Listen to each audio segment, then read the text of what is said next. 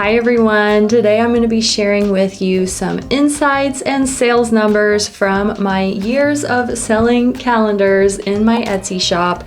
I have learned a lot over the years about what works and what doesn't work. I want to share some of that strategy with you and a little bit of a peek behind my sales numbers so you can get an idea of what's possible with calendars. I'm Liz Kohler Brown. I'm a service designer and hand letterer who loves helping people find their style and sell their work. Before I dive into numbers, I just want to tell you a little bit about how my calendar creation and process goes. First of all, I choose a size and orientation based on the printers that I like. I design the calendar pages, which amounts to 12 months and one cover page, and then I upload it to my printer, which happens to be a print-on-demand company. I can sell those on Etsy, in person, or a website. And remember that the print-on-demand companies do the shipping, so I don't ship. I manage customer questions on the back end, but that's usually pretty minimal. So my work basically amounts to choosing a theme, creating those pages, taking pictures of it, and putting it out there in the world on Etsy. I'm currently selling 2 different calendars, and I repurpose them with new dates each year. You can also repurpose for various languages or locations, and remember that some calendar art can be used as art prints, so you have that option of making a calendar that people can cut out and then frame the pages. Both of my calendars are best sellers on Etsy, so yes, I keep changing the dates and selling them each year. There is nothing wrong with reselling a calendar that you did the previous year with new dates. The people who already bought it know that it's the same calendar. They don't care, but they are going to be wanting your new calendar. So even if you're repurposing the old ones, I do recommend putting out a new one each year to keep your current customers happy. I've learned that lesson. People will complain, hey, you only have old calendars, you didn't make a new one, and I was waiting for you to make your new one. So make sure you put that new calendar out there every year. So here are my calendar sales results over the years. First of all, in 2023, I had 204 sales. I just had 1 calendar for sale and 1 listing and was just putting it out there as a test. In 2024, I had almost 800 sales, and at that point I had 2 calendars for sale and I did 4 listings. So for anyone who doesn't know what that means, basically there's 2 different calendar designs and each design is listed on Etsy twice with some changes in the format. So that could be like different thumbnail image, total different images, different tags, titles, and descriptions, whatever it is that you want to A/B test. For me, it's pretty much always thumbnail images.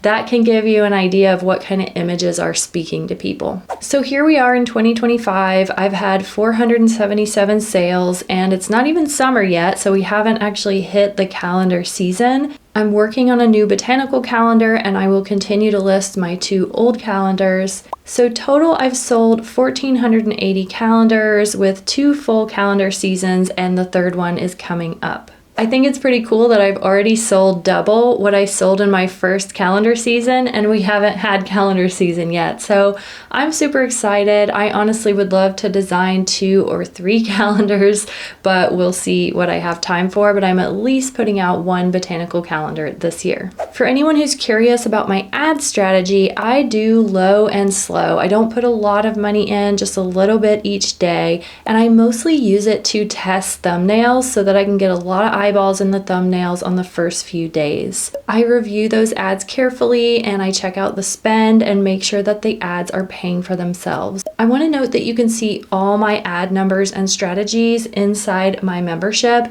You guys can join my membership with a free trial for a week and watch whatever you want without any payment. So if something like this is exciting to you and you want to dive into ads, go ahead and use that free trial. So how much time did all of this take me is something you might be asking. First of all, that first page of a calendar is meaty. It takes like 6 hours because you're trying to determine the style, determine the brushes and color.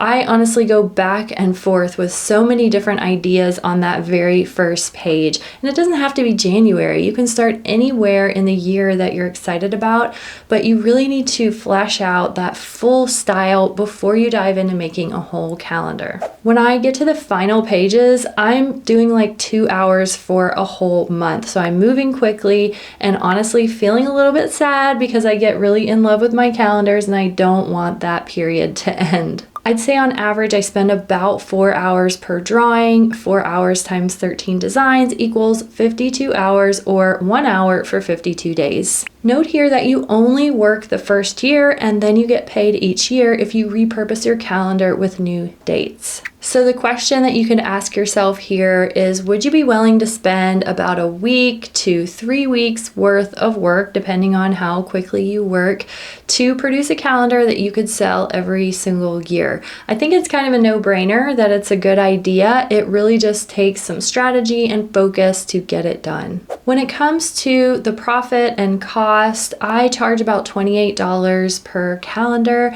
and then after the products and fees, I make about $6 per calendar. Now, when I sell in person, I pay a lot less per calendar. In 2023, I made about $1,200 profit. I designed one calendar for about 50 hours of work. In 2024, I made almost $5,000, designed one calendar, and repurposed one. And in 2025, I've made about $2,800 profit, but it's not calendar season yet, so we'll see what happens. It's pretty clear to me from my numbers, though, that if I just keep making calendars and paying attention to what customers are saying and liking, I'm gonna keep making more money from my calendars. I wanna make a note here that calendars without good SEO do not get found.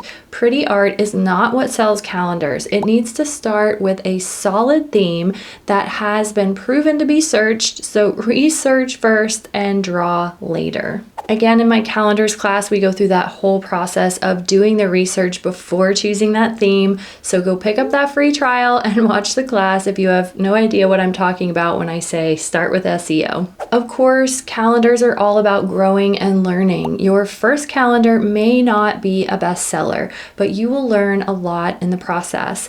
Listen to your customers and improve your calendars over time. In my calendars class, we talk about selling locally, exploring different formats, different sizes, and exploring different scales depending on what kind of art you make. Let's take a break from calendars for a question. You all can ask me questions in the comments and I will answer those here in these videos. This question says, very nice tutorial and your humble accent. Thank you. But the problem is the iPad price in my country. Can I draw first in Photoshop? If yes, then how? Please reply. I totally understand. I think for a lot of people, it is a challenge to afford an iPad. But what I would think about here is you don't have to buy a new iPad. I think it would be fine to get a used iPad. My first iPad was used. I bought it at a used electronics mall in Thailand. I honestly didn't even know if it would work when I got home. It was super cheap and it got me through the first few months and got me to produce some income from my art, which I could then use to buy a nice big iPad. So I would say start small, start simple, go to a local like reused electronics store, buy one from a friend, trade something. I mean, it doesn't have to be the nice, super new iPad Pro.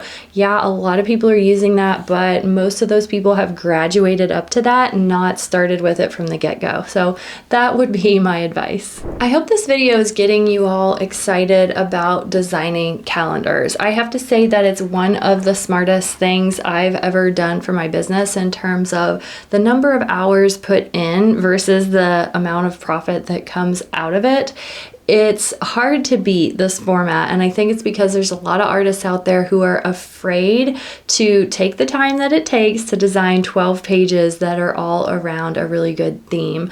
A lot of people have like half-finished calendars on their iPad, but I would really encourage you to finish that calendar. Get to that last page, even if you have to like put on some Netflix series and push through and just not pay attention to your drawing. I think a lot of people need to get out of their own head to finish big projects like these. So if that is you, if you are struggling to finish these big projects, do what you need to do to distract yourself and get that calendar done. If you like this video, you may also like my video on learning how to draw animals, where I share my whole process for drawing animals from start to finish, and my video on how to stop hoarding your art. I know there are a lot of people out there with all these galleries in their iPad just full of beautiful art, and they need to share it.